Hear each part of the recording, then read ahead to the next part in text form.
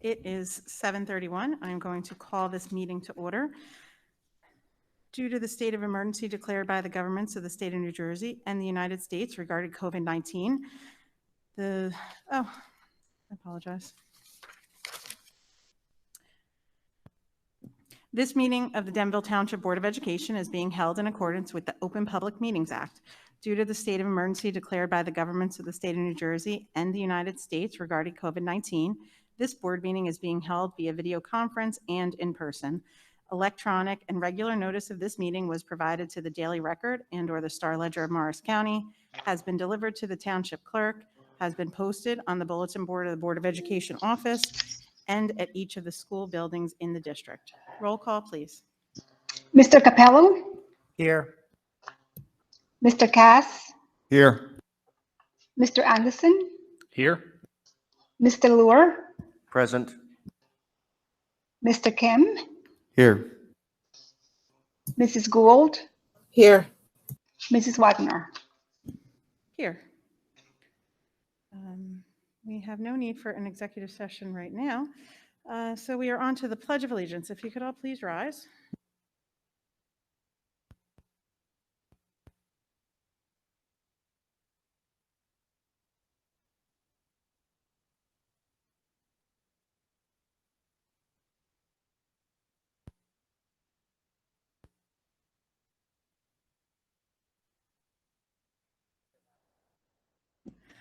Okay, and now for the superintendent's comments. Dr. Forte. Thank you, everybody. Please note that on June 28th, we have Charlene Peterson from School Board Association coming to our meeting. I wanted to get that straightened out because sometimes she's hard to book, but if there's some kind of change, I would let her know. If you guys can let me know soon. But for right now, it would be the board self-evaluation and goal setting for 21-22 on June 28th at the board meeting. We do need to do another ESSER reopening plan. ESSER is the word. It's the acronym for the funds that come from the federal government from COVID. So the next round of funding that we're getting, it requires another reopening plan, and it has to be approved by the board by the 24th. So I'll have it on the agenda for discussion and approval on the 14th of June. The good thing about our plan is we've been reopened since September 1st. So ours won't be like a shocking, anything shocking. It'll be mostly referring to things that we already did. But I'll make sure it's advertised and everybody has an opportunity to have any say if there's anything that's important that they'd like to add. All schools are open. That's great news. Our Valley View graduation is set for June 21st. And that is going to be in the AM. The exact time hasn't been set yet because of all the changes that are happening daily on how many people can be there and in attendance. Also, because the last day of school for teachers and staff at Morris Knowles is also June 21st. So we have to work around them for the parking. Our phase 2 is going great. I've heard so many positive things from students, teachers, and parents. It's really great to announce today. It's the first time I'm saying this since October. We have 0 positive cases in our district. Yes, I know. And believe it or not, only 11 people quarantined. That number was up to over 150 at one point. So to say even 11, we're in decent shape. Things are getting better. Thank you to everybody who served on the Persons of the Year committee. And we will be announcing the winners at the June 14th meeting. We will have people here from the different organizations to help hand out the awards and also all of the people who are going to receive an award. The status of the Riverview Elementary School air conditioning HVAC replacement, the drawings have been completed. DOE approval should be soon, and we are working with a few vendors for quotes. One of them is Murray Paving because they've been doing so much of our stuff. let me tell you a little bit about masks. So even today, the governor put out a message that they're going to no longer require masking and social distancing as of Friday. But if you read the whole thing, it says this does not apply to schools. So school districts are still bound by the rules on masking inside and outside. So I put out a clarification for to our teachers today. Just make sure everybody understood it. This is something I worked on with our school nurses, our administrative team, and also with the Department of Health. And right now, our health department their guidance is that students, children, and staff should wear a mask outside when they can't maintain 6 feet of social distance. So I put out that memo to them today that the students can take their masks off when they're outside, but we want to keep them 6 feet apart. Now, obviously, we want to do that because we don't want to run into another problem where we have to quarantine a bunch of people. So the one thing I can say about the masks is I think there's going to be changes on that. I don't see the changes coming from wearing them inside. I don't see that happening right now. The CDC's latest guidance was, while they're loosening up the restrictions for just the public in general, their recommendation was to wear masks through the remainder of the school year. We hope to see some changes coming up next year with the social distancing and with the masks. That really would be difficult to operate in a normal situation, under normal circumstances, with 6 feet of social distancing and masks again. So again, we are guided by our local Department of Health and the state Department of Health on this. A little bit about phase 2 also. There have been some questions about why did we not go full time. I'm going to have Dr. Culls explain some of this, but I just want to start off by saying that when we started this back in September, and actually over the summer, we put together our committee. We all talked about what are the things that we want? What are the things that are important to us? Right from the start, we said we want every kid every day. And that's what we did. So from the first day of school this year, every student who wanted to come to school in person was able to come to school in person. That was a challenge because you still had to keep social distance, things like that. So we did purchase, every student has a divider, a plexiglass divider that they have. And we did set up the rooms by removing as much furniture that wasn't needed out of the room to provide as much as possible 6 feet of space. So that was a big part of it. Now, another thing that was really important was we did not want to live stream our elementary school program. We did not want kindergarten, first, second, third, fourth, fifth grade kids learning at home through a live streaming. And that, I'm going to make sure everybody understands what that means. That would mean that the teacher would be teaching, and at the same time, the teacher would be teaching her 15 kids, say, in person, and at the same time, there might be another 7 or so at home. And this would be the same teacher teaching the same thing to 2 groups of kids. One group that's in person, at the same time teaching virtually at home. Now, it's a challenge enough for the older grades, but for the lower grades, it's really a challenge. And we felt like it was much more disruptive for both, for the in-person students and the virtual students. So in order to make our plan work, to have every child every day, and to create this new virtual elementary school, we basically have 3 elementary schools right now. We have Riverview, Lakeview, and then this virtual school. And in the virtual school, at its height, there were about 350 kids. So it's not like it's a small operation. But to make this work, to make our plan work the way it did, we had to take some of the staff that typically work in the schools and put them into this virtual. For example, our librarians, our science teachers, things like that. Now, those of you that are not like involved in schools, there's a teacher's contract, and the teacher's contract calls for prep time and lunchtime. and these other teachers that we have, like the librarians, the Spanish teacher, the science teachers, people that teach our specials, they provide those preps because the students go to gym, say phys ed, and while they're in phys ed, the teacher then gets their prep time. So we cannot now at this time go back to a full day without fully dismantling the virtual program, which we don't want to do. It's been too long. It's been much more successful than having to do a live stream. And at this time, we definitely don't want to go back and undo any of that. So that's the reason why we can't do a full day right now. And it's the reason why we did that extra hour. We were able to fit the extra hour in, but we just can't do the full day. I want to turn it over now. I'm done with my comments, but I want to turn it over if Mrs. Wagner's okay with it for Dr. Cullis to finish what I just spoke about on phase 2 and just explain a little bit from a curricular side.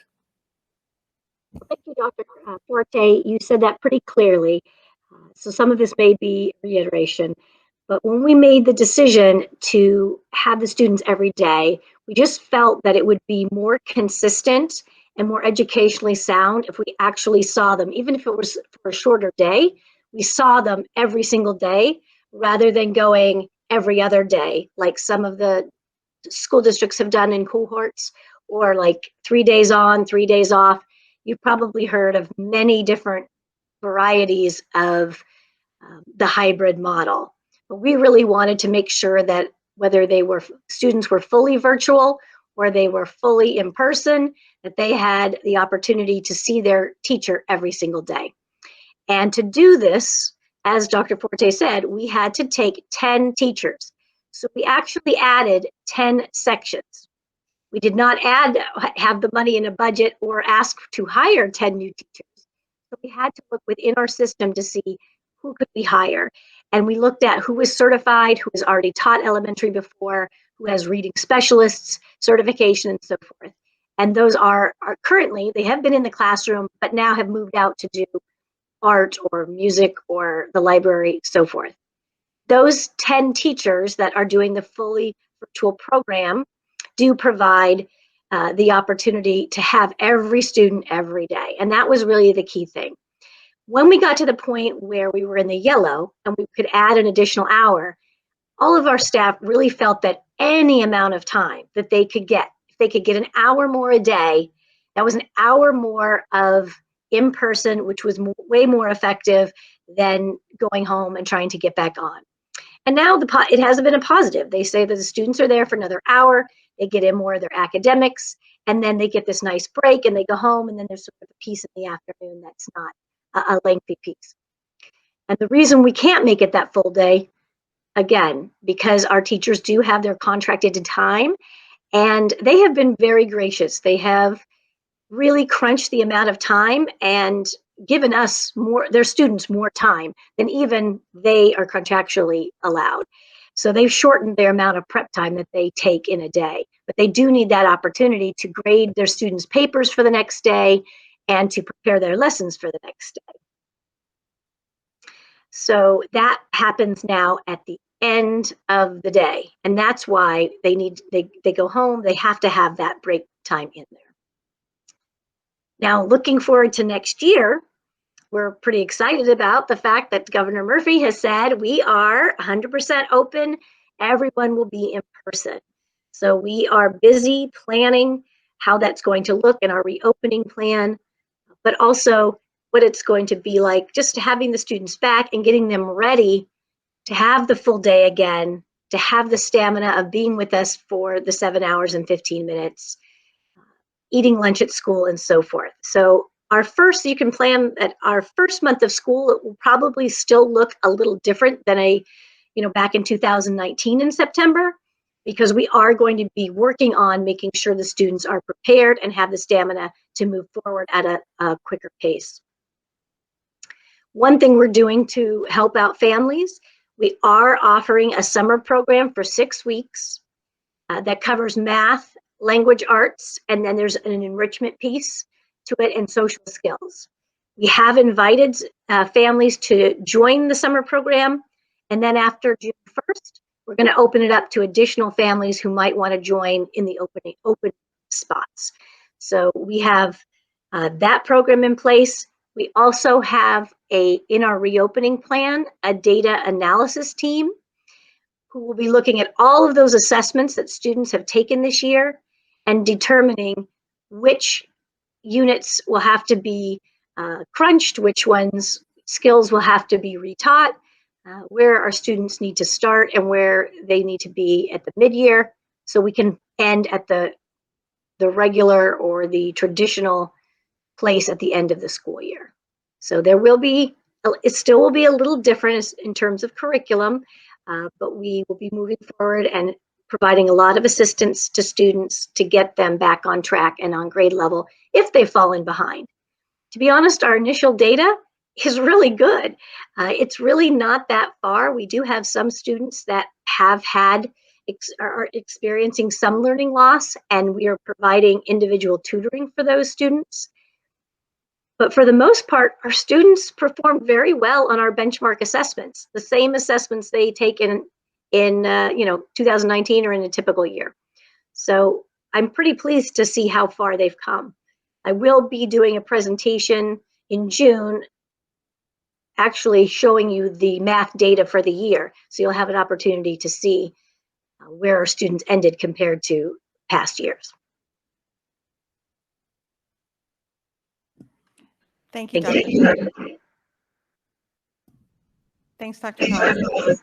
If you could just that date again, the summer program will be opening up to people who might want to enroll their child.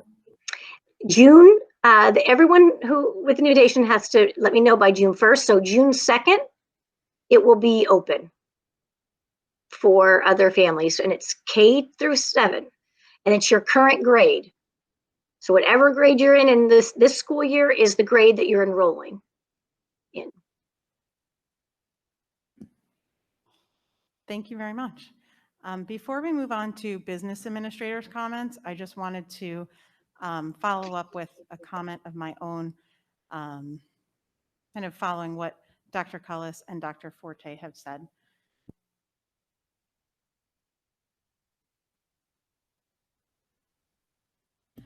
First, I would like to bring to the public's attention a district regulation. The regulation is number 9202, which is labeled Safety and Civility. I'm going to read a little excerpt from that now. The Denville Township Board of Education members, district administration, school staff members, volunteers, parents, guardians, and members of the community are subject to the behavior and conduct requirements set forth in this regulation and are required to treat each other with respect and civility.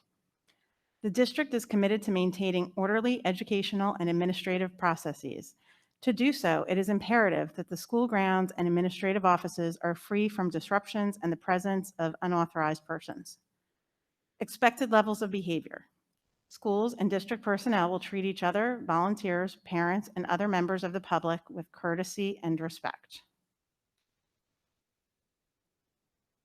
Parents and visitors will treat teachers, volunteers, administrators, and other district employees and students with courtesy and respect. Unacceptable behavior.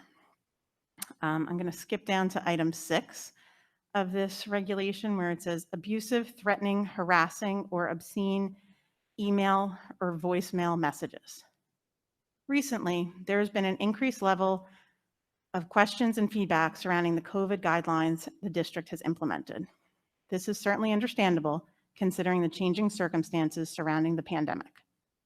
The board serves at the pleasure of voters of Denville, and we are here to serve as liaisons to the community, as well as to ensure the district is run as efficiently and proficiently as possible.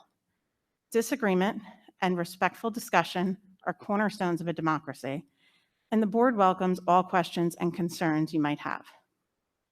Unfortunately, in the past few weeks, some of the emails that the administration has received have not been respectful, and some have been downright rude and insulting to the character of our team.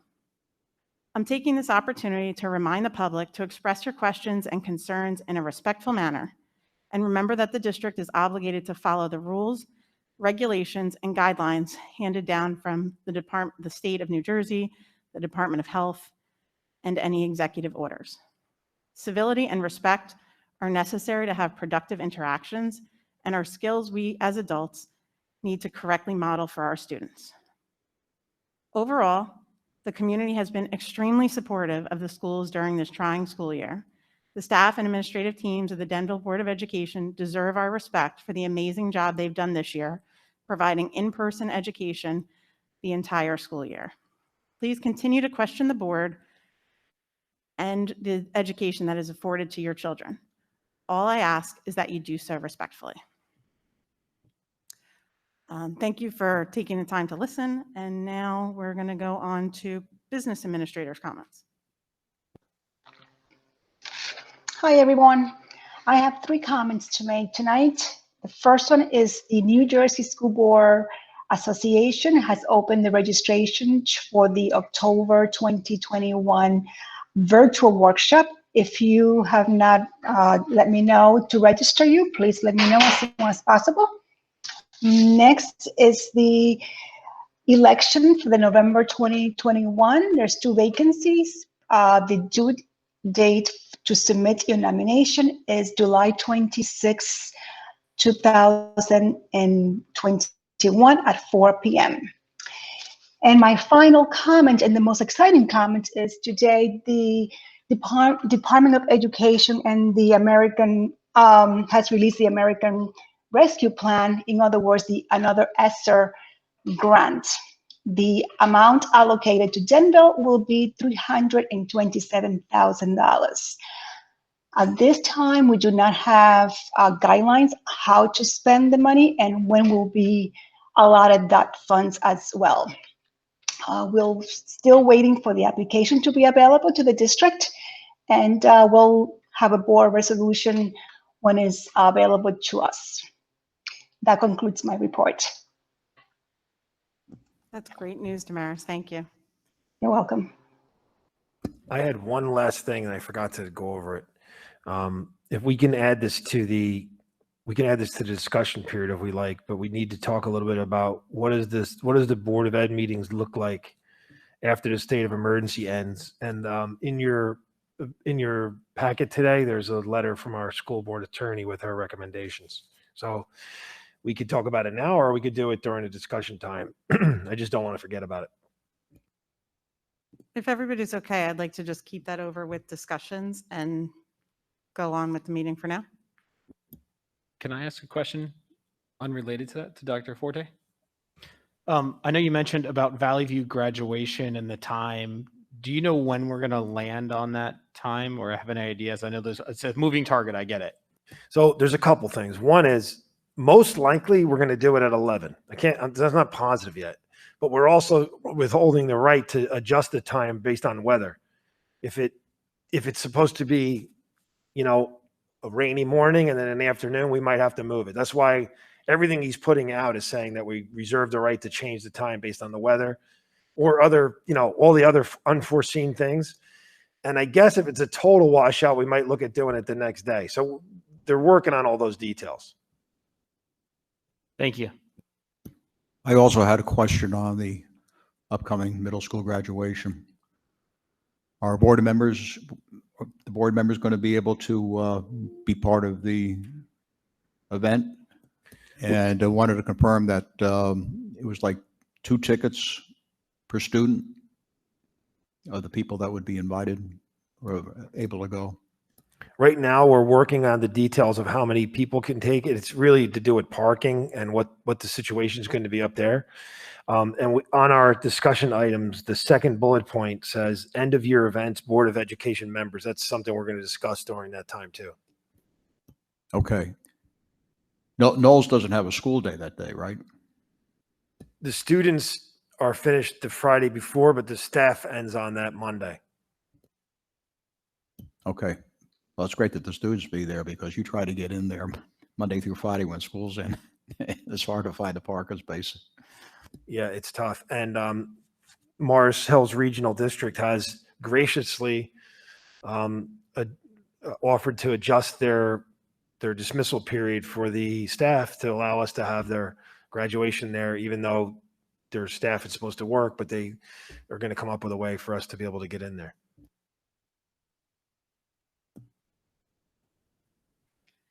Okay, so we're going to move on to the open public discussion section. It says agenda items only. I'm going to open it up to any comments or questions that the public has for the board. The purpose of the bylaw 0167, public participation in board meetings, is to recognize the value of public comment on educational issues and the importance of allowing members of the public to express themselves on school matters. In order to permit the fair and orderly expression of such comments, the participants must preface comments by an announcement of his or her name and place of residence. Statements made by a participant shall be limited to 3 minutes duration, and no participant may speak more than once on the same topic until all others who wish to speak on that topic have been heard. All statements, questions, or inquiries shall be directed to the board president, and that's true for in-person or virtual. So it is 7:57, and we are going to open up the public comment section. So if you have anything that you'd like to say while you're here or while you're virtual, if you're virtual, just type your name in the chat and you will be recognized as Mr. Capello typed. If you're here in person and you'd like to speak, please come up to the mic so that you have to utilize the mic so that the public can hear you and it can be recorded. And the floor will be yours.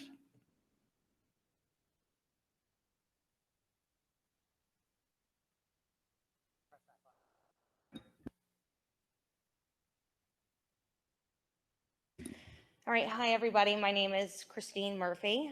I'm 12 Cottage Circle, and I'm standing here today to address the Denville School Board's handling of the mask mandate. I have a son who is currently eligible for the special education pre-K program. I am unwilling to mask my child, resulting in holding off an enrollment at this time. I have made my concerns known to the school board over the past couple of weeks and was told that my opinion has the right to be heard, regardless if it's in the minority. I have no need to drum up support, get on social media. I'm not on social media. I've made my concerns known directly to the board. I don't need to gather a group of people. You know, I'll gladly address my concerns over what I feel is right alone. Right and wrong is not measured by majority versus minority. So if the majority of people believe in something, it doesn't make it right.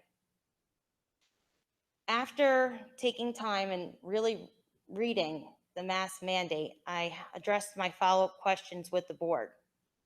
I asked if my child is injured wearing a mask at school, who is liable.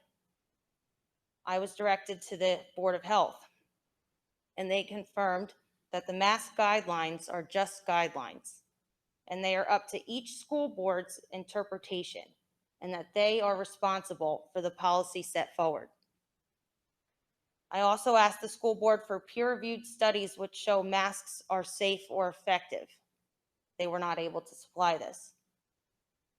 On May 20th, I toured Lakeview Elementary and was absolutely heartbroken at what I witnessed in that school. People are often talking about how children are adaptable. And although this may be true, I do not feel that children adapting to masking and social distancing is a good thing. As an adult, when I put my mask on, I have the ability to conceptualize that this is not normal.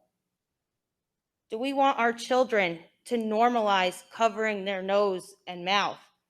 Do we want our children to normalize peer play through plastic barriers?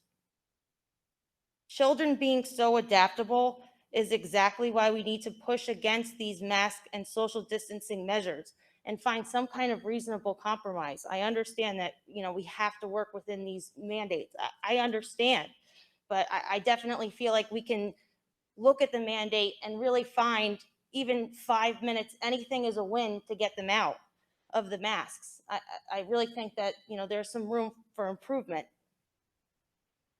So as it stands now today, the children are required to wear them outside. And as Mr. Forte said before, that's going to go away. And I think that's a huge win. I think that's great. You know, maybe we can let children sit outside and do class if that's the case. Anything I think would help. My other concern is that the guidelines state that a mask is a suffocation tool for a child that's 2 and under. I have asked the school board what specific measure happened on my child's 3rd birthday that would negate him from a suffocation risk. A 3-year-old toddler with developmental delays needs to be treated with the same consideration as a child who's 2. The risk of masks needs to be assessed cautiously for all children, but especially pre-K toddlers, which are in the school district. Is asking 3 and 4-year-olds to safely manage a face mask which can cause suffocation reasonable? Is it a reasonable responsibility to ask teachers to take on managing a potential suffocation tool? As the guidelines stand now, it appears that Denville's policy is one size fits all. You're on school grounds, you got to wear a mask. What I feel the board can do is collaborate with school staff and the community to try to find solutions within the guidelines that can reduce mask time for students and staff. Thank you. Thank you for your comments and your concern, Ms. Murphy. As is board policy, you understand this isn't a back and forth session, but what I would like to share with you is that the administrative team has been excellent with all of the parents who have voiced their concerns about their children who are enrolled in the district, and they've handled them on a case-by-case basis. So I wouldn't agree with your assessment that it's a one-size-fits-all. I would say that it's a one-size-fits-most, and then those individuals where that policy doesn't suit their needs is directly handled by the administrative team, the building administration, and the staff that spends that time in the building with the student. Thank you.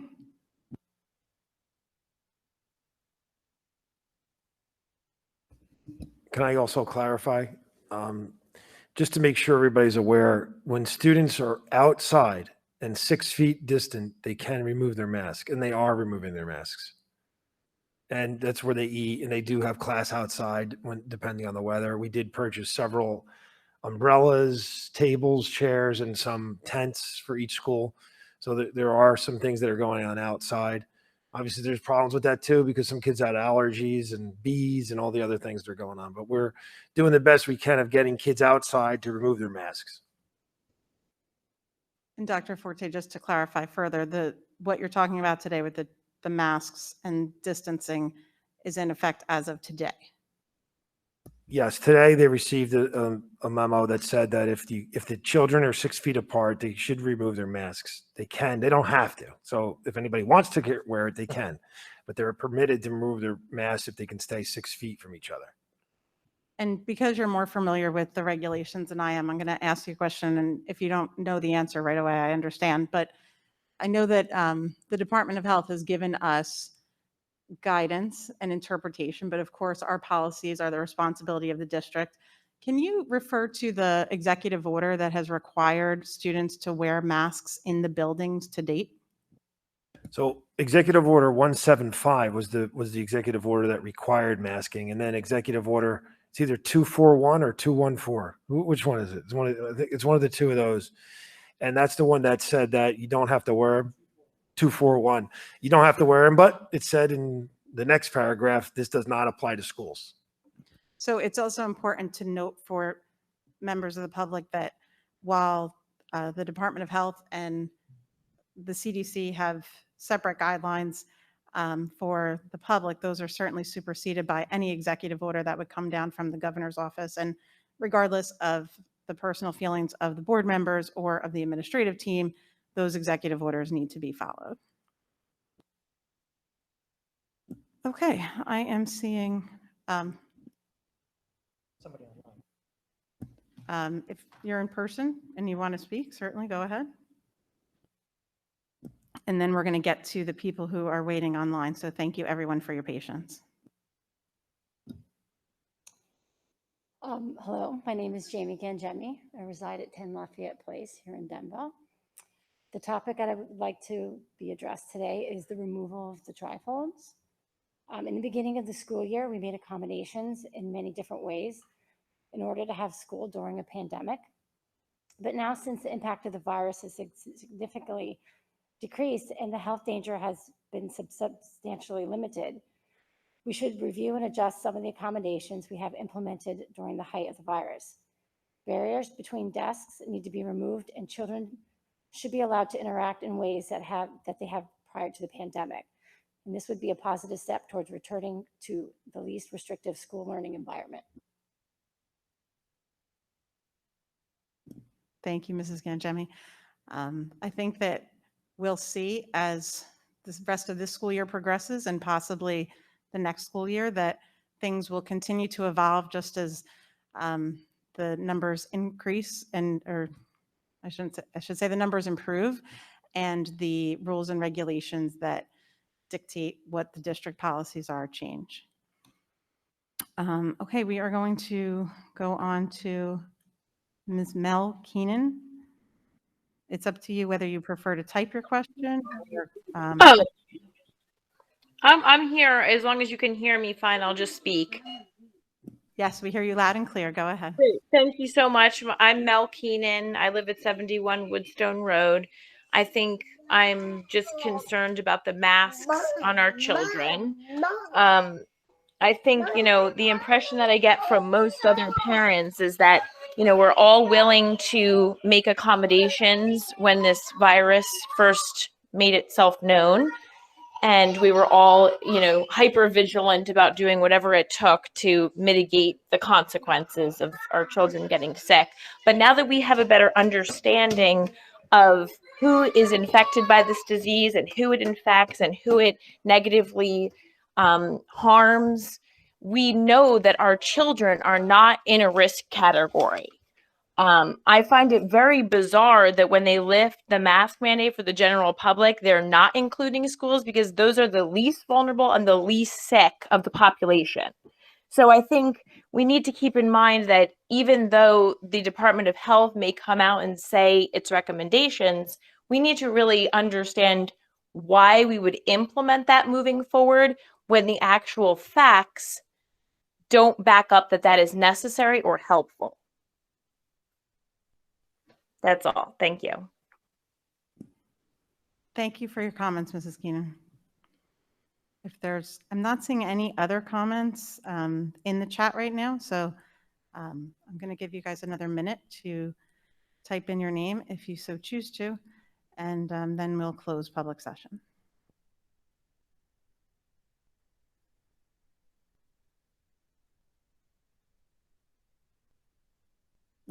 Dr. Forte, while we're waiting, I'm going to ask you another on-the-spot question, if you don't mind.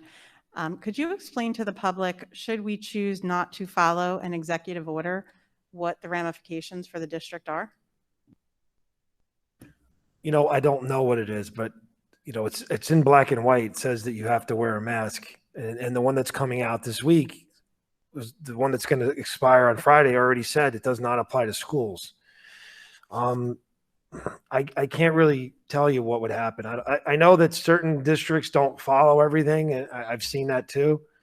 But our guidance from our internal people, from our attorneys, we've been talking to everybody as we go, and it's always to follow the rule. Absolutely. Thank you. Okay, I am not seeing any other comments being requested online, and I don't think anyone else here wants to speak again. Laura, do you mind if I ask Steve a follow-up question real quickly? Please. Steve, just to clarify, when you say, we've talked to professionals and with the health department, but we've also talked to our district doctor and all our school nurses, right? Has there been any opinion other than we should stay the course right now with following the executive order and doing what we're doing? No. Everybody's been pretty much the same. The one thing that I got them to loosen up on really was the idea of wearing them outside. The problem is 6-year-olds don't stay apart, so it's difficult. Sometimes, that's where this whole why do they have to wear them when they're running around thing is because when they run around, they don't stay 6 feet apart. When they sit down, they do. So I do think that this is going to balance itself out. The outdoor part will. I don't see the indoor part going away this year. Thank you. Anybody else from the board want to comment on this particular thing right now? Okay, so we are going to close public comment at 8:11, and there will be a second opportunity for public comment toward the end of the meeting. Now we are going to move on with old business. Mr. Capello, would you mind moving us through old business? I'd be happy to. If there are no objections under old business, I would like to move items A, B, and C. These include the board reports from April 2021, the treasurer of school monies, and the board secretary report. They also include education reports, report of student enrollment, report of the health office from April 2021, and 3 HIB cases. We are also approving the minutes from our work session and executive session meeting of April 12th and our regular session and executive sessions 1 and 2 from April 26th. Second. Thank you, Mr. Capello. Thank you, Mr. Lohr. Questions, comments?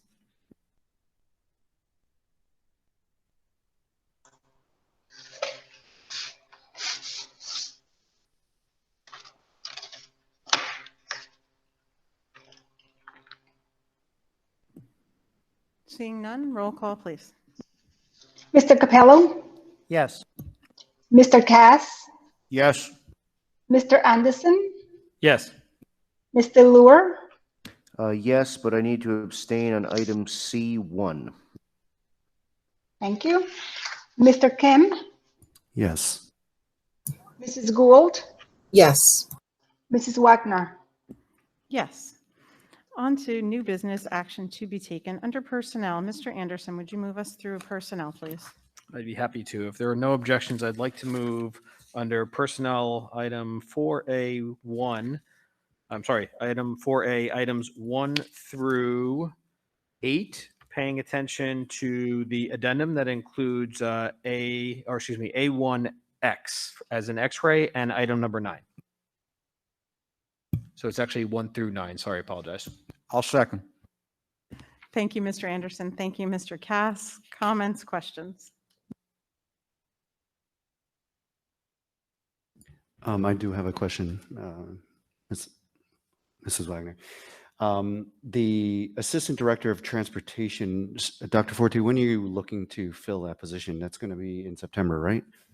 No, it would be a summer job. The person, it's a 12-month job. The person who got the head of transportation took that job, so left that vacancy open. So we'd like to fill it over the summer to allow for the person to get trained on all the summer stuff to get ready for the school year.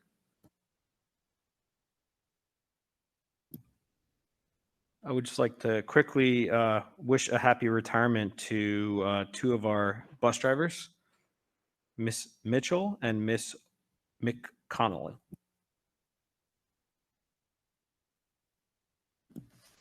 Congratulations, and thank you for your time to the district.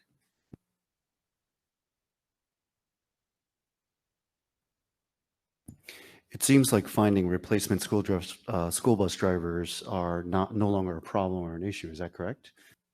I wouldn't say it's no longer a problem or an issue, but it's definitely improved a little bit. Like, in other words, we had none, now we have some. Our I looked over to Damaris to wait to see what she was going to say and her facial reaction to Mr. Kim. Go ahead, Damaris. I have to give credit to the Department of Transportation, Mrs. Greenhagen and Mr. D'Angelo. They have been actively seeking new drivers and training them and assure them that they stay with the district. So I have to give credit to them and preserving the drivers that we have. So kudos to them, really. Agreed. Thank you. Mhm. Not an easy task. Bus driver shortage nationwide. Anything else? Okay, roll call, please. Mr. Capello, Yes. Mr. Cass, Yes. Mr. Anderson, Yes. Mr. Lohr, Yes. Mr. Kim, Yes. Mrs. Gould, Yes. Mrs. Wagner. Yes. We are now at instruction and programming. Mrs. Gould, would you mind moving us through that, please? Sure. If there are no objections, I move to approve the following under instruction and program. Item 1, workshops and expenses for Cynthia Costanza to attend a Leadership Solutions virtual training session, workshop session. Second. Thank you, Mrs. Gould. Thank you, Mr. Kim. Comments or questions?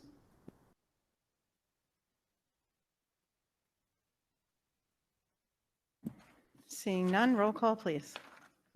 Mr. Capello, Yes. Mr. Cass, Yes.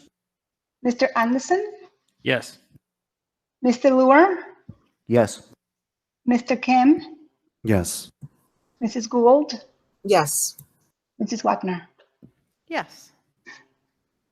Okay, we are at policy revisions. Mr. Luer, I'm going to ask you to move us through this, but remind you that we mentioned last time that only if you feel necessary to read the list must you. I'd like to move a large number of items, policy items for either approval or abolishment as per our agenda. Second. Second.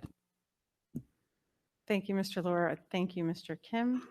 Questions, comments?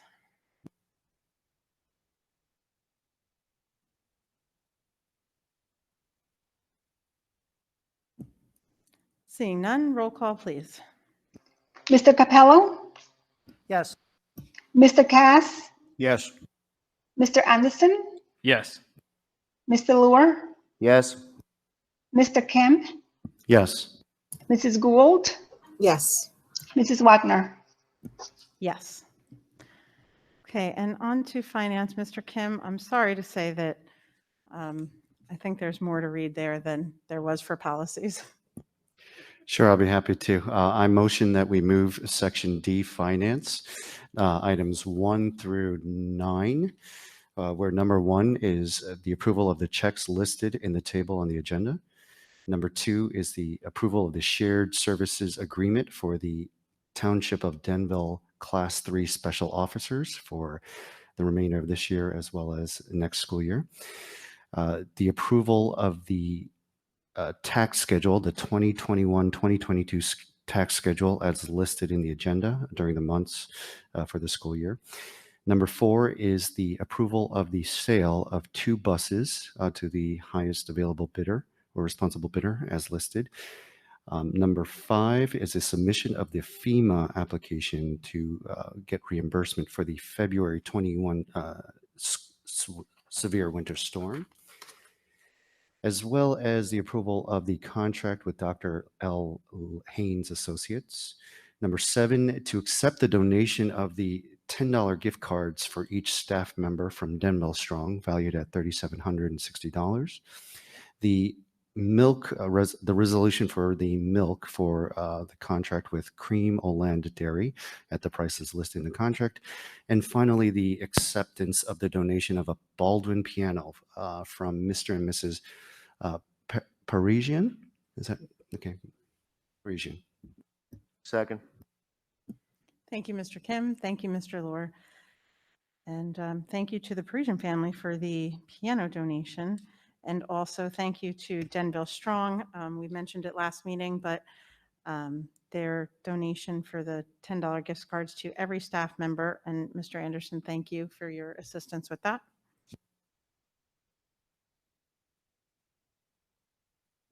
Yeah, Mr. Anderson, that was really nice of you to spearhead that with your group. And it was a lot of work. It takes time to get 376 gift cards for $10. So It thank certainly you. was, but it was well worth it. So some businesses are a little bit faster to give you 25 $10 gift cards than others. I'm sure they appreciate it, and I know that staff appreciated it.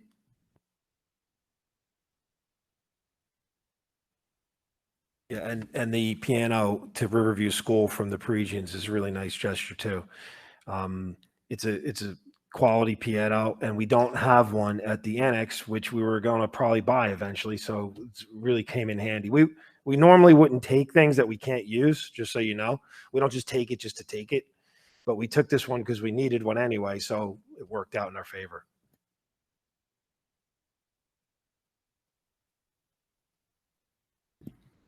All right, seeing no other comments, roll call, please. Mr. Capello, Yes. Mr. Cass, No on number 1, check 201202, Milk Fund. And no on number 8 for the 3 different types of milk.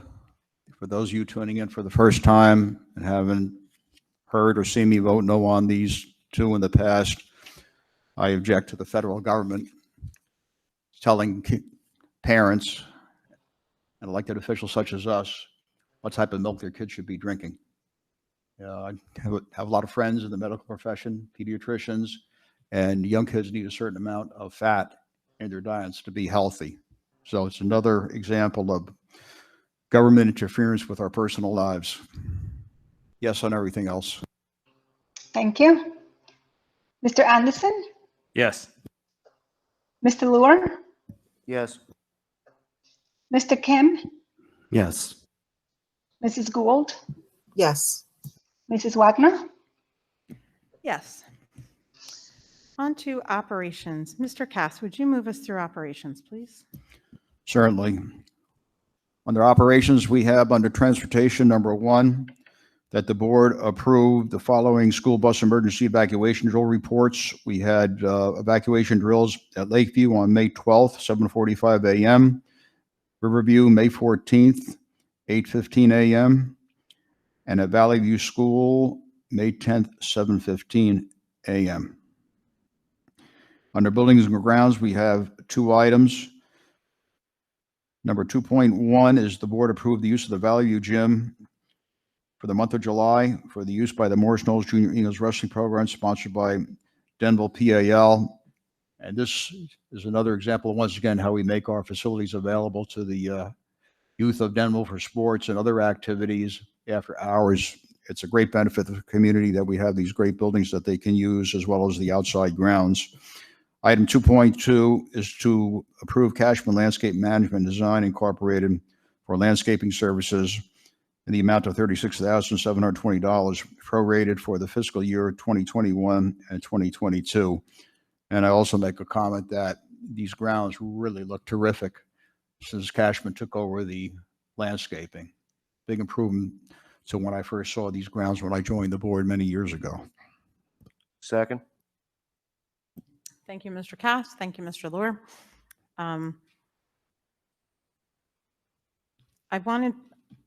Well, first, let's hear if board members have questions or comments about this particular items.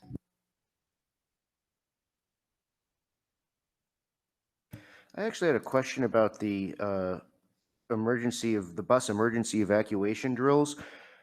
This year we have a significant number of kids who are either not taking the bus at all, which isn't a problem, but there are kids who are taking the bus in the afternoon but aren't taking it in the morning. Are we doing anything to make sure that they will be able to, they understand what needs to happen in a emergency like that? Mrs. Karowski, would you like to take that question?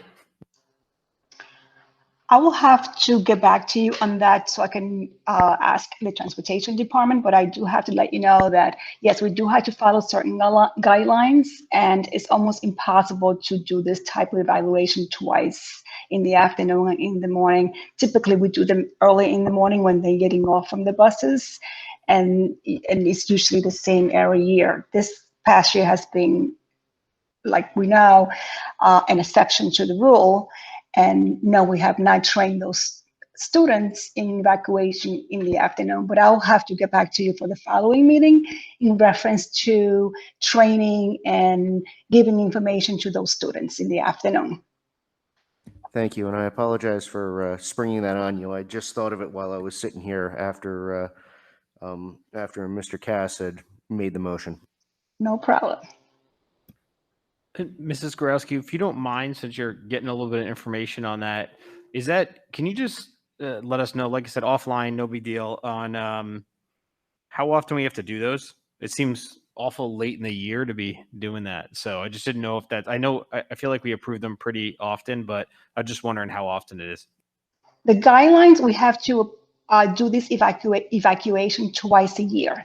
Typically, we do them November, December, and this time of the year as well, in around May. Got it. Thank you. Sure. I was waiting for your comment about how we needed to approve them, Mike.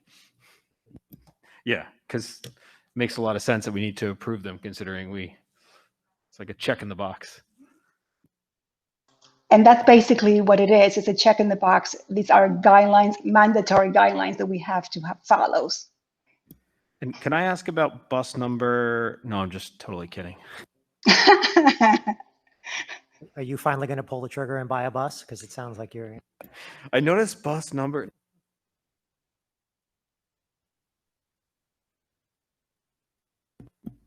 So before we vote, just Dr. Forte, remind me to have you talk about the Valley View games, because you mentioned it last meeting and I know they're coming up and we should highlight that again for the public. So if there are no other questions or comments, roll call, please. Mr. Capello, Yes. Mr. Cass, Yes. Mr. Anderson, Yes. Mr. Lure, Yes. Mr. Kim, Yes. Mrs. Gould, Yes. Mrs. Wagner. Yes. We are on to Good of the Cause Committee reports, correspondences, and discussion items, which we have a number of. So just to answer your question, tomorrow at 3:30, Valley View boys baseball team will be playing at the new field. This is a perk just because of it's such a nice looking field and we got to give the kids something. The field doesn't open until September, but it's okay to play a game on it. So we're going to play a boys baseball game tomorrow. And on Thursday, the girls softball team will be playing. And that's both at 3:30. If you're around and you're available, I'll be there for some of it. And I'm looking forward to checking it out. And I am looking at the weather tomorrow, Tuesday. Siri says it's going to be 71 and partly sunny. So sounds like a good weather for a game. And if you guys have driven by that field, it looks gorgeous. I almost don't want to use it. What day did you say softball was? Thursday? Softball's Thursday, baseball's Tuesday. And 3:30 both? 3:30. Thanks. I'll be honest with you, sometimes they don't start till 3:45-ish. So if you have 15 minutes, don't go at 3:30, go at 3:45 or 4. And Thursday it looks 81 and sunny. So, all right.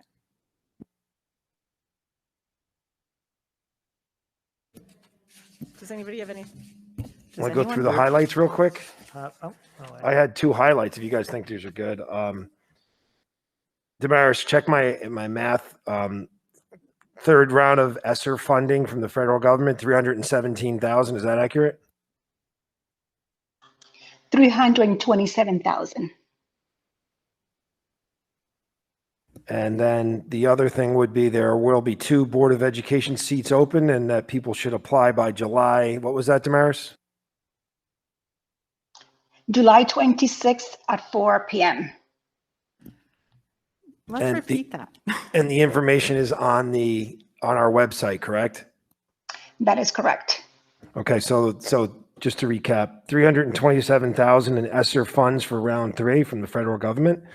And there will be 2 Board of Education seats open. If anybody in the public would like to run for the board, you can find out the information on our website, and you have to apply by 4 p.m. on July 26th. Yeah, some of us are better at remembering that deadline than others. So I just wanted that repeated for, the current board members. Laura, I have one more good of the cause item. He won't mention it, but I just wanted to recognize that our own Mike Anderson was awarded the Rotary Citizen of the Year award this year, this last week. So congratulations for that. I know that was largely because of your efforts with Denville Strong. I'm sure the whole community thanks you for everything you've done, and it's a well-deserved award. So congratulations.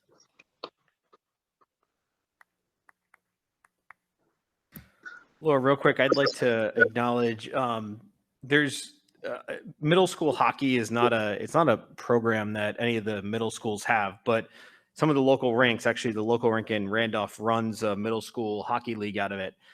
This year, there wasn't a Denville middle school team put together just because of some scheduling and COVID and everything. Like I said, this is not affiliated with the school whatsoever, but actually there were a few Denville kids that were middle school students right now that actually played on other towns' leagues when they needed a few players. So last night was the championship game, and despite the fact that Denville didn't have a middle school team, there were 4 Denville players that were playing on, 2 for Randolph and 2 for Parsippany. So it's pretty cool to watch the kids play last night, even though, and it was hard to cheer for Parsippany as my son was out there. So Thank you for sharing that, and thank you for all your time and efforts with Denville Strong to the community. Well-deserved award that you received.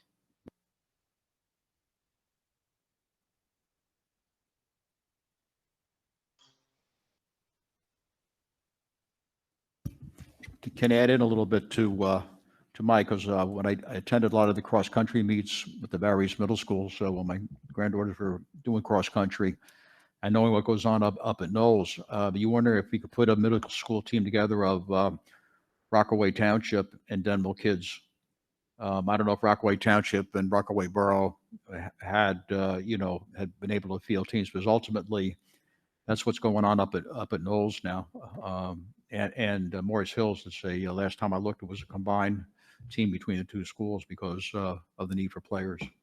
yeah, normally there's a pretty good turnout from Denville. Actually, I think previously there were probably so first of all, the playoffs were way delayed. Obviously, normally they don't have hockey playoffs in May, but just with COVID, everything was delayed. And normally Denville fields at least 2 middle school hockey teams. So it's actually pretty impressive with the amount of hockey players that come out of Denville. And Rockaway fields 2, maybe 3 in that league. So it's pretty impressive. This year was just an odd year because there was some coaching issues and some people that didn't want to get involved because of COVID, understandably. So a weird year. But luckily, like I said, a few other towns picked up our players, and it was nice to see them playing. Although, like I said, it was hard to see them playing for Randolph and Parsippany, but they had a good time nonetheless.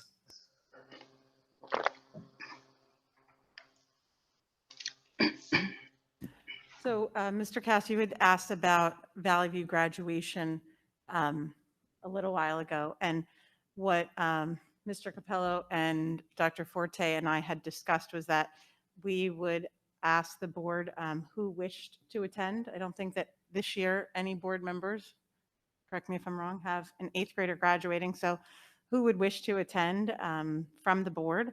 And we would see 2 or 3 board members, just the board members themselves, attending the Valley View graduation. My granddaughters are twins. They're graduating. Last we heard was, with 2 kids, you'd have 4 people, right? Yeah, they're still being worked out. I'm sure for twins, because there's 2 different ones. I don't know. We'll work it out, Don, but Okay, well, I'd be there as a board member. great. That if that's the way, because I'd certainly like to see them graduate. What day is it again? June It's the 20th. Monday, so it's June 21st, the last Monday of school. Last day of school is June 22nd. So the last day of school is June 22nd, just for the public. June 21st is definitely the Valley View graduation. The time is to be determined. And if there's board members who want to attend, if they could just send me an email, and we'll go from there. Yeah, the odds are pretty good. My daughter will be playing the tuba at the graduation, so I'd kind of like to go see that. That's great.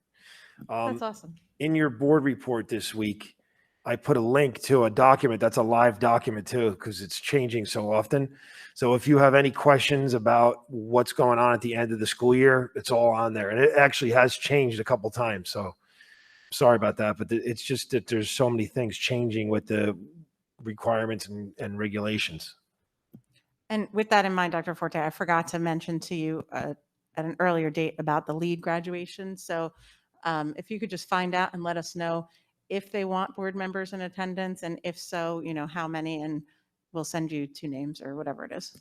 I'm okay with the same setup. If you want to send 2 or 3 to any of those things on there, just let me know. So then for the board, if you're interested in attending, usually we have an open invite for whatever the events are, end of year ceremony. So if you're interested in the lead graduation, and it's Lakeview right now doing their lead ceremony? Lakeview and Riverview are doing a both. combined lead and move up ceremony. Okay. And they're So- both doing it combined, like in other words, with all the kids at the same time. Okay, is that different? Yes, that Okay. document's live. So yeah, look at the document because Okay. it is live and it's. I it don't is think that's been different. announced to the schools. I'm not sure yet. Okay. Yeah, I'm pretty sure it hasn't. So that's news. And I'm sure that the building administrators will be sharing that with the parents as soon as everything is settled. But for the board, if you're interested in attending any of those events that Dr. Forte is referencing on the document, just send me an email and we will sort that out. And just to clarify, all the things we have in there can be changed due to weather. Weather and COVID can have an impact, meaning if we have that combined graduation and it happens to be pouring that day, we may have to do it by class indoors. So we're going to make every effort to have them outside, obviously, unless there's, pouring weather or thunder and lightning or anything like that. Laura, can I just make a quick comment? Talking throughout the pandemic with Dr. Forte, one of the things that he mentioned was one of the people I believe you were using as an advisor was a physician who's a resident in town who said multiple times, I believe, to you, Dr. Forte, and please correct me if I'm wrong here, that he predicted that once we get to this certain point, things are going to drop off. And if you look at our numbers for the district, as well as locally in the town, as well as the county, that's exactly what we've seen. So it just speaks to the people that I know you've been, and that person was not somebody that was a paid member of the district. It was not somebody who was kind of one of our advisors or consultants, just somebody that, you made a good contact with. So it's nice to see that things that we were getting from people that you were consulting with and giving advice and just helping out a little bit with the district really have kind of played out in the way that we had, they had predicted and you had kind of informed us of. And he was pretty accurate because I was reading several documents and they were saying April, and he said he thinks it's going to be May when it's going to really tank. So right now, knock on wood, what he said's coming true right now. Hopefully it stays that way. As a follow-up, in September, things can change, right? So whatever policies or whatever steps that we have in place right now doesn't mean that will continue in September, right? No, we're actually going to put together another reopening plan. It's a shorter one. It's a template that the state's giving that's a requirement from the federal government. It's only about 4 or 5 pages, and we'll have it ready to go on the 14th of June. But that has to be a living, breathing document because, it right now, like it says, what are you going to do about masks? I'm saying we are going to follow the guidance from the Department of Health and the CDC, and then I just inserted a link to that live updated document on the state website that it should change by then. Hopefully, we'll see. And remember, we also have to have some kind of leeway with the social distancing requirements. So what it also sounds like is that you and the rest of the administration will continue to monitor the situation and always adapt as things change, correct? Yes, definitely. Thank you. So while we're talking about COVID guidelines, Dr. Forte, if you could just kind of summarize Francis's remarks to us, or if the board has any questions, maybe I should put it that way. If the board has any questions about the memo that Francis sent us and her advice about returning to in-person board meetings, let's have that discussion now. I mean, in summary, she's really recommending that you go to full lot in person, but in no way is she saying that you shouldn't continue to tape, even live stream, and even have a mechanism for comments through those means. But the meeting should be in person from her letter that I know you didn't get that till sometime in the afternoon today. So if you haven't had a chance to digest it, we could move this discussion item to the next meeting. But basically what she's saying is when the state of emergency expires, and you guys can all help me with this. I know the governor said, I think he extended it for 30 days, but it's probably going to expire at the end of the 30 days. Isn't that what we're hearing? Yeah. Yes, unless he extends it again. So I would say that's something like mid-June that it would expire. And our attorney's recommending that we go to like a fully in-person Board of Education meeting at that time.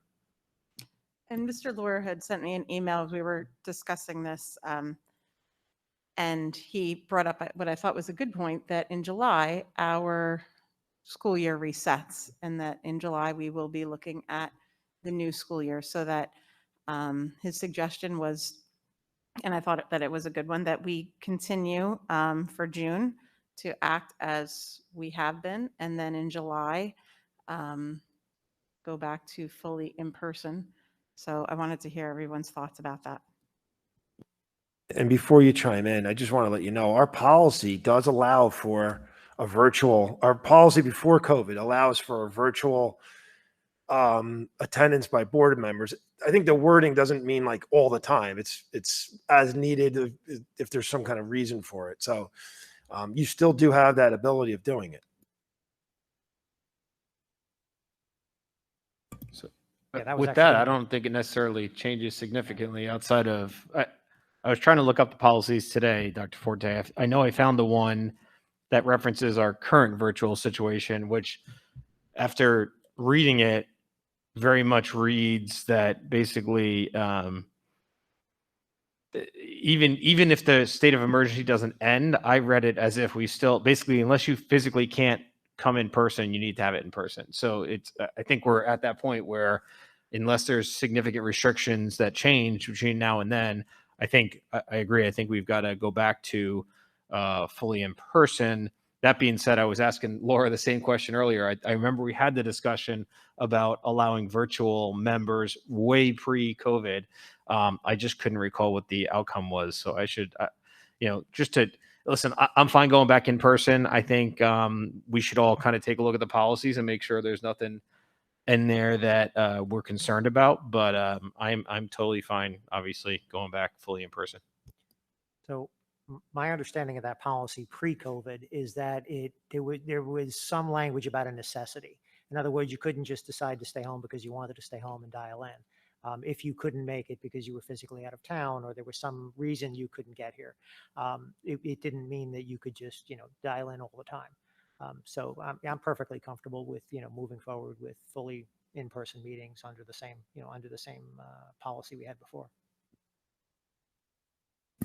Yeah, I agree with both Don and Mike.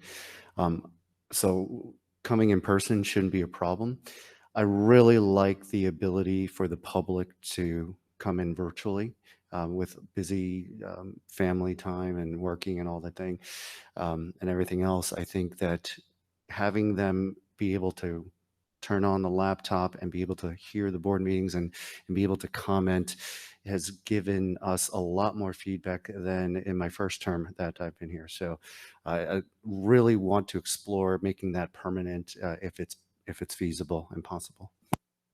Thank you, Mr. Kim. And I think that the board, as we discussed this last meeting, I think the board agreed 100% that we strive for transparency, and we are, what we're discussing tonight is about our being in attendance or being virtual, but that regardless, as long as the law allows, we want the public to be able to access our meetings live and have some type of comment feature. What that looks like is still to be determined. I don't know that it will be live Google Meets from now on. It might be something where there's an email in or something like that, but that they will be able to listen live at home, and then also during that public comment section, be able to either send an email that is read or possibly continue to be live stream, or again, exactly what the technology plans are have yet to be determined. But I think the board was very clear that we all feel that that's extremely important. Then as a follow-up, could we develop a resolution that states that we are proponents for the virtual access for the public?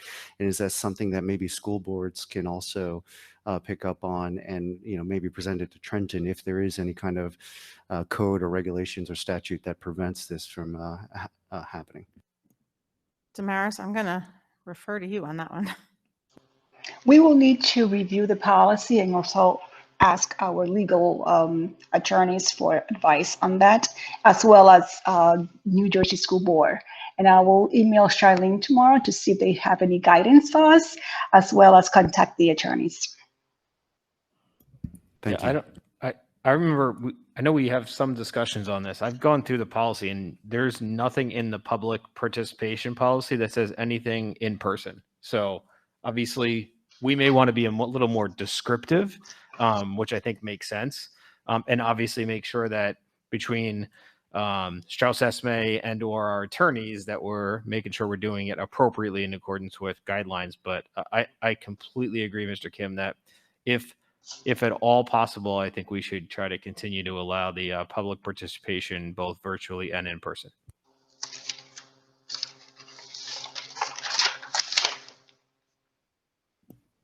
Does anybody else have anything to say about in-person meetings?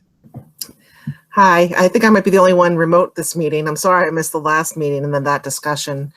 I do think that both public and I feel also board members being able to participate virtually, maybe a little bit more than just an absolutely as needed basis, is a really good step in accessibility for so many reasons.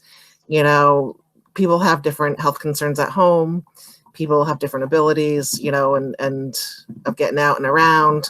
And I'm really hoping that this, this past year changes a lot of that to allow for more virtual, as much as I want to see you all in person as well. I could try to get back into in-person meetings as long as masks are still being in use until my son's vaccinated. But I definitely would like to see more flexibility with this in the future, rather than just going back to before, and you can call in if necessary. The calling in is usually very difficult to follow.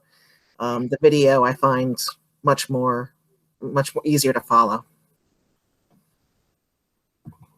I think that's a good point, Mrs. Gould, about the calling in. I think we've all experienced, whether it's a committee meeting or whatever it might be, we've tried to do a call in and that does not always translate very well. It's difficult to understand. So I agree that the video is an important point there. So like we said, we will ask the administrators to review this with our council and we'll bring it up again next meeting.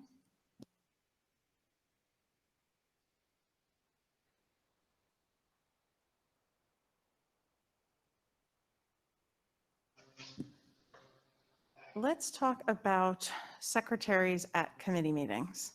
I think that we've brought up this topic before, and if I didn't put this on the email to the board, I apologize.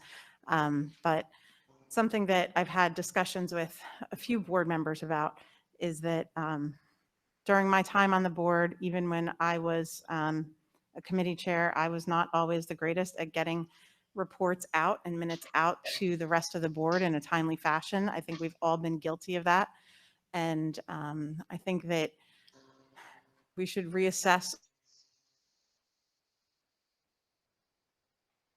what the board thinks about spending. It would be 2 secretary hours a month, the committee to the rest of the board. I'm in support of it.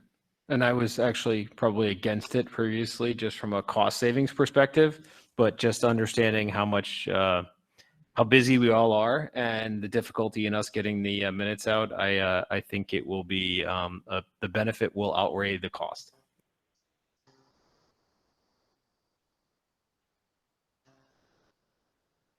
Forth on this, express that to you. And over the years, I felt like we as board members should just step up and do the minutes. At other times, I felt like life gets in the way and it doesn't happen. Actually, I have a non-cost issue to raise and discuss. And again, I'm not sure how I feel about it. I just want to bring it up. Who would the secretaries be? And having someone else in the meeting that might be a staff member, does that hurt the quality of the discussions at all? And, what do we do obviously during personnel meetings when we're talking about staff? So I just want to raise that issue. I'm not sure the candor of our committee meetings would be affected, but I want to bring it up. It would have to be one of our confidential secretaries. That's really the only way you could operate like this. They would have to be a non-union confidential secretary. So basically the ones in my office. And they're privy to confidential information all the time on all matters, legal, personnel, everything. So this wouldn't affect, they would already have, this wouldn't be information that would be new to them necessarily. Yeah. So there are two members of our staff, actually three confidential members of our staff that have access to all your packets and all that other stuff too already. And a lot of that stuff is confidential, including committee meetings, minutes, all that stuff. They're all in there because they work in those files with us. I think it's a good point to bring up and have a discussion, and I'm glad that Dr. Forte had an answer for us, but it's worth examining if anyone else feels that, I'd like to hear still how other people feel, and if they feel that just someone else's presence might influence their ability to speak freely. And I do think there might be times when we might want to have somebody step out for 10 minutes or something like that. It's possible. But I think overall it'd be okay. We should note that we talked about them potentially joining the meeting virtually, that they might not even be, right, when we go back to in-person committee meetings, that they could join, should they choose to join virtually, and that that might be a benefit to them. Yeah, sure. That would help.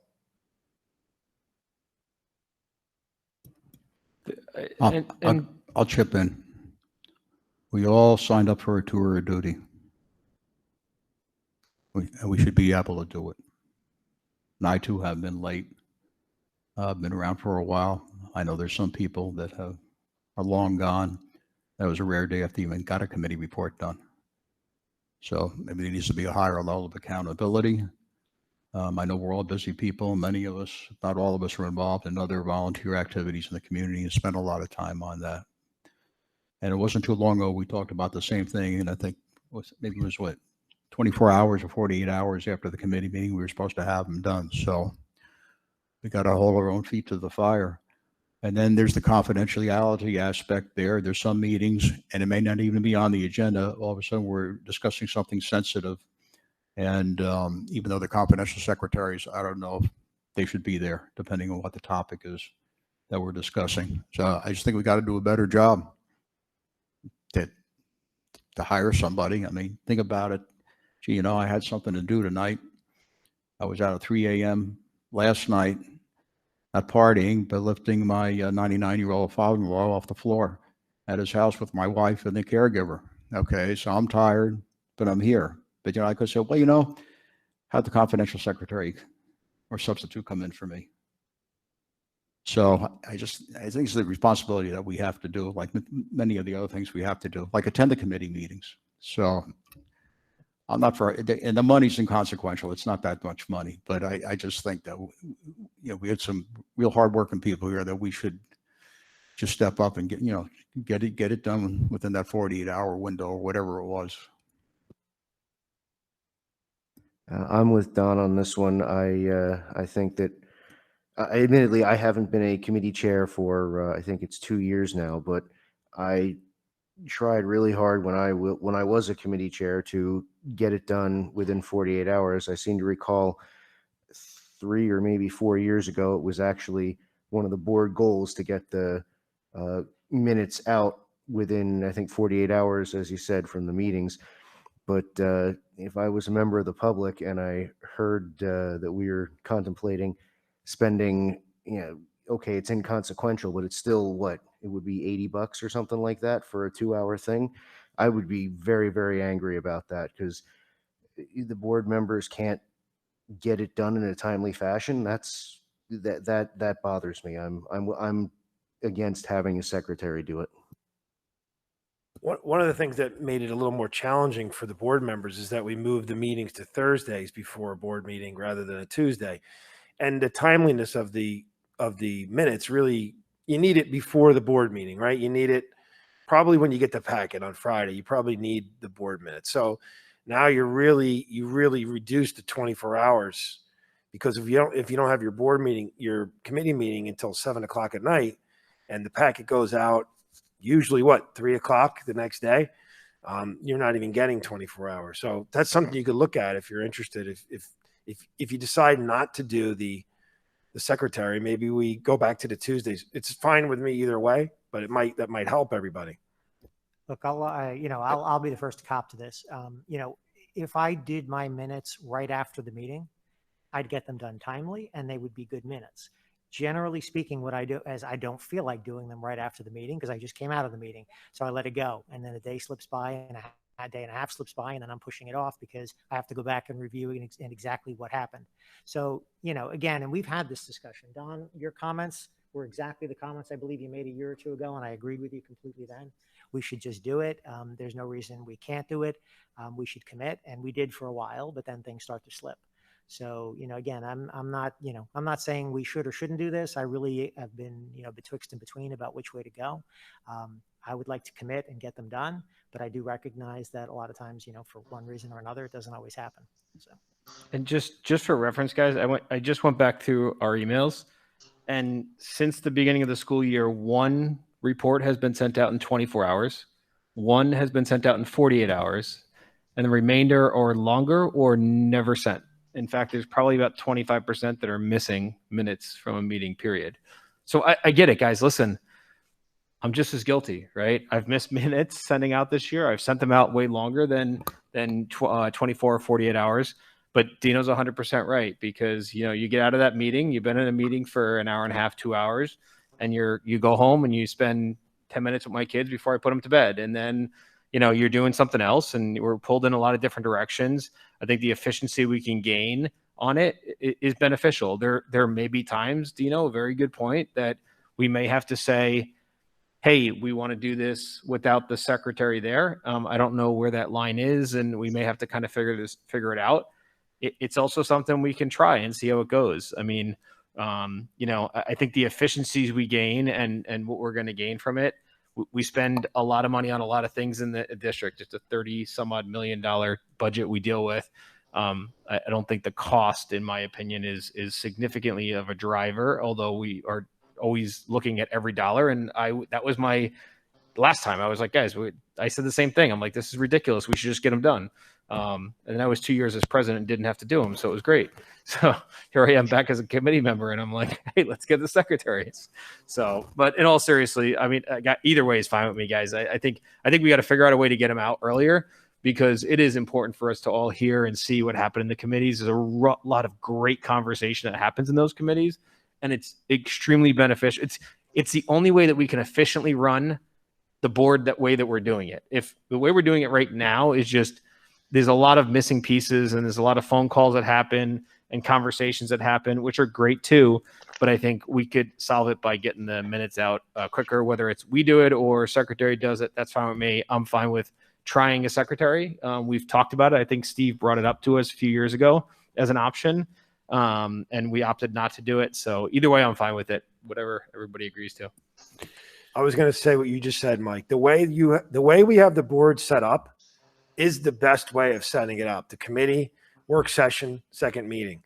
But to have the committees and then a meeting, the work session following the committees without the minutes, it really defeats the purpose of the committees. And not giving people the minutes on a Sunday or anything either. I think you really have to get them with the packet on Friday. That's really the goal, right? So you're really not even giving the people 24 hours. So somehow or another, whether it's using the secretary or some other method, as long as the board members are getting the same information at the same time, it'll be successful. And Mike, I 100% agree. The cost isn't that much if it's going to help allow the board to run more efficiently. Laura, if you don't mind, I would actually, I would support piloting said, let's 3 months, do three sets of meetings, see how it goes. So I've gotten the minutes down to a really good science because of the setup I have at home. I've got dual screens and I'm typing away at the minutes while we're having. Sounds like you're volunteering to be the secretary for No. the committee meetings. Nominate Mr. Kim to do all Please- minutes. Please hold that thought for a I second. Well, with the dual screens, I'm typing away at the minutes, and I'm as the meeting goes on, I'm definitely able to try to do that during the meeting and then have it sent out. In fact, the last minutes I sent it out to the committee almost within a couple hours after our meeting concluded. Unfortunately, as I'm waiting for comments from the rest of the committee, I forget to send it out to the rest of the. So it's almost like there's this. If we were, and I'm in full support of having a recording secretary for our committees, because as everyone has alluded to, we are so busy with our lives and everything else. Sometimes it's not as simple as, oh, let's get it done within 24 hours. There's many steps to it, because we want to make sure that our committee members agree with those minutes. Maybe we missed something, and then but if no one responds, then I should be sending it out within the next 24 hours. But of course, 3 days pass and I forget. Oh, shoot, I forgot to send it out. So full support of having a recording secretary for our committees, because I think not only that, but as we go in person, as we engage more during our discussions within our committees, we may forget, as Dino said, we're home, we may not get to it the next day. So having someone who's objective and just typing away as we speak, then we can, help them edit it, be editors in a way that we can then say, no, I want to change this. I want to add this. I want to take away this.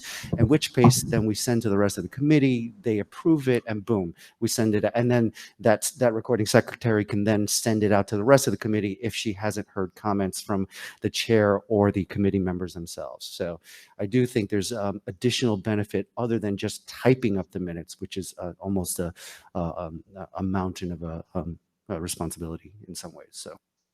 And one more quick comment. I mean, the other option is, and you bring up a good point, Mr. Kim, as you were talking, I'm thinking about, I read your minutes, I read my minutes, I read Katie's minutes, and they're all in different formats.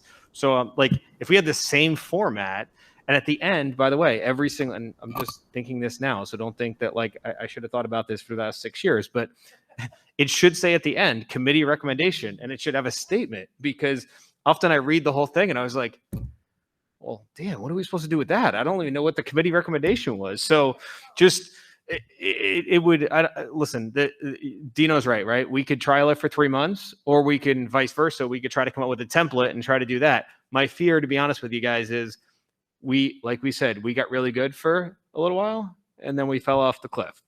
So I'm good either way, but I agree. I think having just that same format, it would help me as I read through them. I mean, Dr. Forte's report is the same every week, and I look through and I know the format and I know what to look for. So if I can jump in, I agree with that, like a more standard process and things like that. I'm still using a template Dino used when he did the IMP committee, but between the different committees would be great. And I think also, I'm one of those people, I have to take minutes as it's happening, or it's not going to happen later. I'm not going to remember all the details.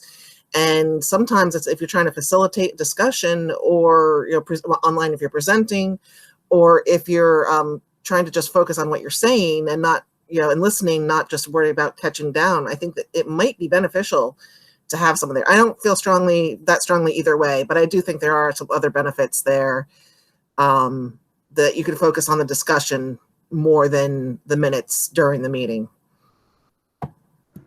Many, many years ago, Mariana Lindsay pointed out to the board that we had a policy on the format and the content of the committee meeting minutes. So it's out there somewheres. It's old, it's antiquated, but it should be looked at because that's the policy. And we should take a look at that, modify it if needed or as needed. I know to save space and make it less cumbersome to read that, you know, you have the agenda and you have the commentary and then you have the recommendations, which are important. I usually put them all together. You know, if the committee supports doing something along with everything else, rather than having, you know, repeating, you know, like, it's like you're repeating every topic if you do it the way that policy was written. So it's out there somewheres, but that's a very good point that Mike brought up. We should be consistent with the format and the way we report the committee meetings. But, you know, you brought up 3 months. Again, I don't want somebody writing my committee report. I'd like to do it. You send it out to the committee members, give them like a day to take a look at it. Sometimes they get a response. I missed something, or I interpret it the right way, which is always good. And sometimes it's good to go. But I just don't want to relinquish that to somebody. You know, have somebody do my job. That's my responsibility. So you do it for 3 months. If that's what the board wants to do, it's okay. But I'm not for, you know, forming this out. It's just, you know, something that we're supposed to be doing, and we're not doing it. And maybe we need to have a little more accountability at the meeting. Without, we don't want to, we're all volunteers. We want to put somebody, highlight somebody's deficiencies in public.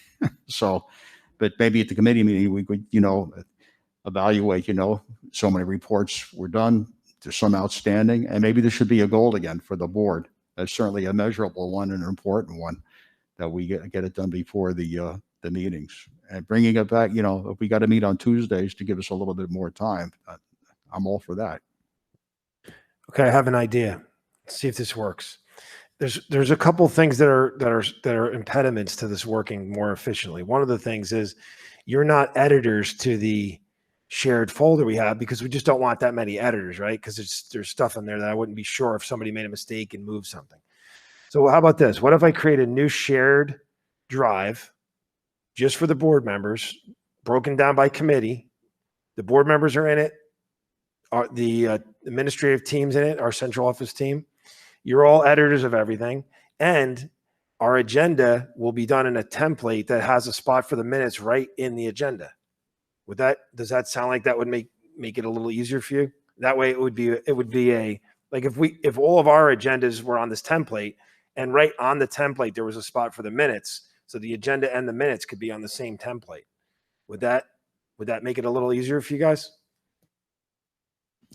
It sounds easier with me being the person that doesn't have to take committee minutes, but I just want to say, does that put extra workload on your administrative team to now make sure that those agendas are within a specific format, the committee agendas?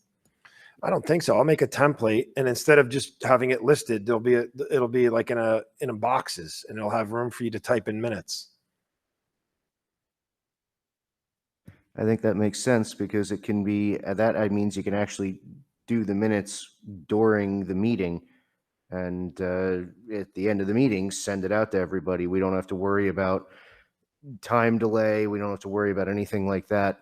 I would like to say, Don, I was thinking the exact same thing. Sounds like we got a pre-made board goal for when Charlene comes around later in the summer. So Yeah, and if everybody has a computer available when they're doing it, you could the last item on the agenda could be approving the minutes right there. Are they good? And then you send them out, and it's all done that night. So based on your proposal, we wouldn't even have to send it out, because then the rest of the board could just find it in those locations. Yeah, but you guys like when I send it out as a link. I won't. I don't Yeah. keep track of when the finance committee meets, and so I always find it helpful. I know to get it pushed out. But it's easy to share. You hit share, BOE at denville.org, and they got it.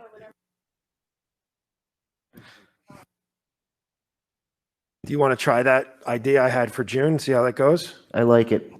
Okay, I'll give it a shot. So with that, Damaris, if we could burden you to find the policy that Mr. Cass is referencing and make sure that we review that for the next meeting, because if there's a policy out there that we are not following with committee minutes and formats, if we're clearly going to another format, then we should make sure that we look at that policy and revise it as needed. I see Will you nodding. do. Thank you. If we do proceed with hiring even a trial or a pilot type of committee secretary, do we have to go to resolution on that, or is that something that could just be absorbed or something? I don't think it has to be a resolution. I mean, we can just do it. However, we might want to approve the extra time on a per hourly basis as well too, just to have it noted. Yeah, so you're right. There actually would be, Put it in because the- we'd approve all overtime and things like Yeah, that. put it in the personnel section, just like we would for a staff member coming in for extra time. Mhm. And the bylaw is 0155. It explains a lot about board committees. But I don't see anything in there about reports or Yeah, I minutes. didn't see anything about It minutes. just says what the committees are and the assignments. And maybe it's not there anymore. It could have but, changed since then. Yeah, you know. I don't see anything. I'll make a mental note to give Mariana a call. She probably last time- remembers. 'cause Mariana, we- you got a call coming She to doesn't. you. She doesn't take calls from board members anymore. Yeah, she has us all blocked. she's not fully retired. Now she'll pick up for me. She got that award a few years ago, and then she left here and never came back. She was the first person of the year award, I believe. That's Yeah, right. yeah. But we did have quite a lengthy discussion on that. That's when I found out there was a policy, because I Yeah, was, this policy was revised back in 2013, so I don't know. This I would remind you, Don, though, that this does say that the transportation committee needs to review all bus routes. So I'd make sure you guys are on top of that. I remember that one too. We did change that one though, if I recall. Not too long ago. Yes, I got rid of the board approving every route because that was crazy. Are there any other events that we should be aware of for the public? I know that we talked about the softball and baseball games. We talked about graduation. Mr. Anderson, do you want to remind us about the golf outing? It's in October. Let me check the dates if you want to wait 1 second.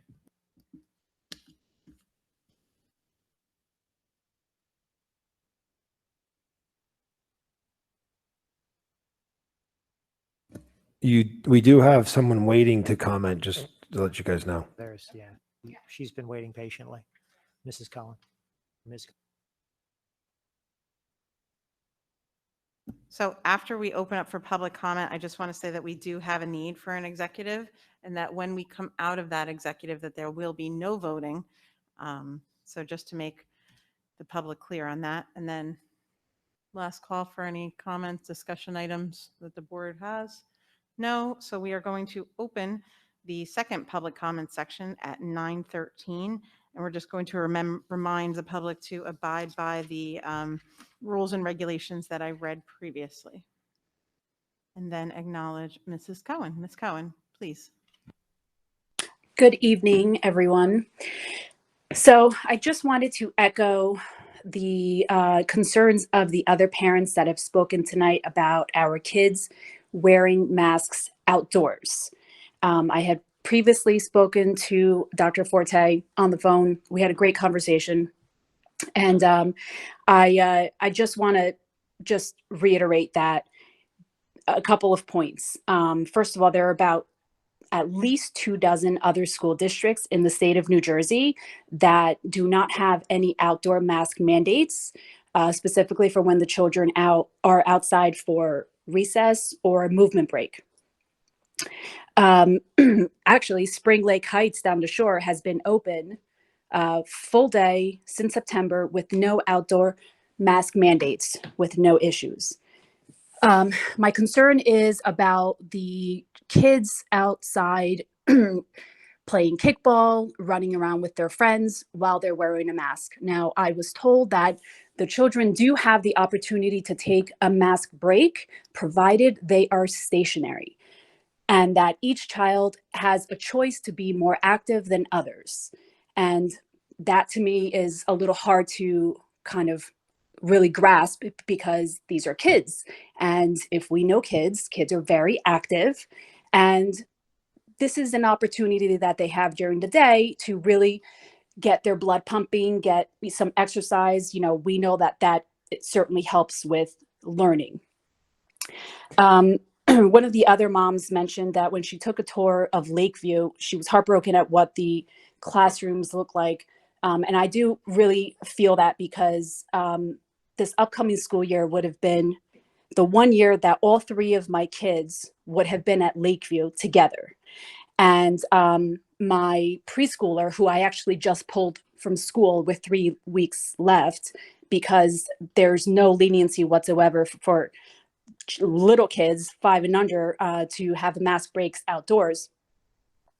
I don't feel comfortable sending him to kindergarten when there's plexiglass and lack of real social interaction with peers. And I think that really the district needs to consider that there may be a number of parents that will unenroll their children because of these mandates that we know are going to still be in place. Now, I know that there's a lot of optimism for what the next school year will look like, but there's still a lot of gray in, and there have been some reports of, no, there will still be masks in school. It might not be as socially distanced as it is now, but these are all concerns that I have. My first grader has had some increased anxiety, a lot of reluctance to go to school. Luckily, one of the school counselors has been really fantastic in helping him get out of the car at carpool drop off in the morning and keeping him, engaged. And his teacher is fantastic. And so we really appreciate that. So I really just wanted to touch on those points, but I think, I know that there are guidelines in place. The Department of Health passes down their own guidelines as well to the district.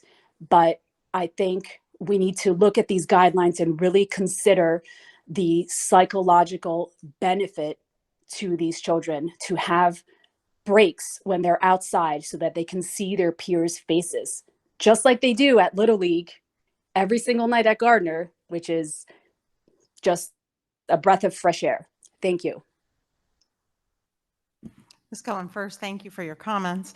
I'm sorry to hear that you have personally experienced some difficulties with your children, but I was glad to hear that the staff at the schools have been helpful with that.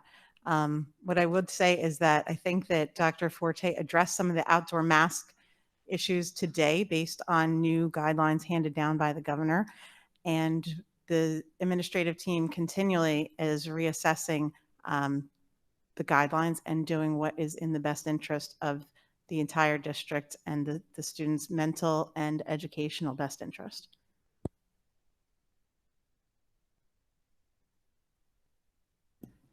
Okay, there is no longer anyone in person, and I do not believe, oh, yes, I see Lisa Beck. Please, you have the floor. Feel free to type if you'd like, Ms. Beck.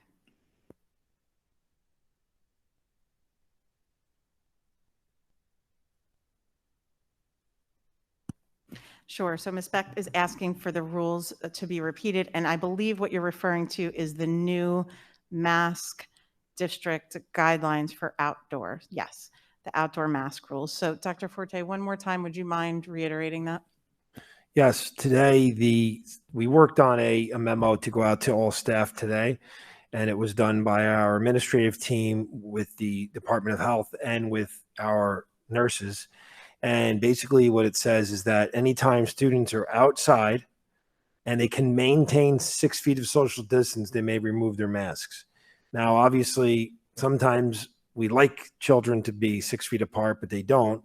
And in those cases, there might be times when students have to be seated just because when they're running around, they're banging into each other and they're on top of each other. So as a rule, if you can maintain 6 feet of social distance and you're outside, you can have your mask off. Thank you, Dr. Forte, for repeating that. And Ms. Beck, I hope that answers your question. I will say that since this is a new guideline that was just handed down to the district will be putting it out and it will be available on the website and in a memo, Dr. Forte? Yeah, in the Friday letter, I'll make sure that there's something that explains it. Thank you. Anybody else have a comment or question for the board that is with us virtually?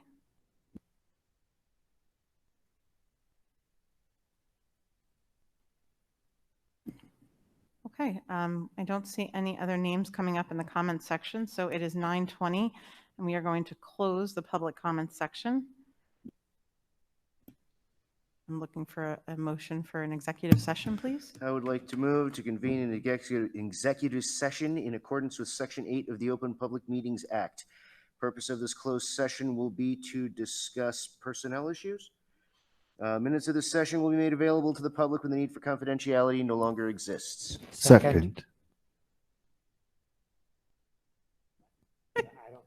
Mr. Kim, thank you. Thank you, Mr. Lohr. Okay, so for the public, we are now in executive session at Shouldn't we vote? 9:21.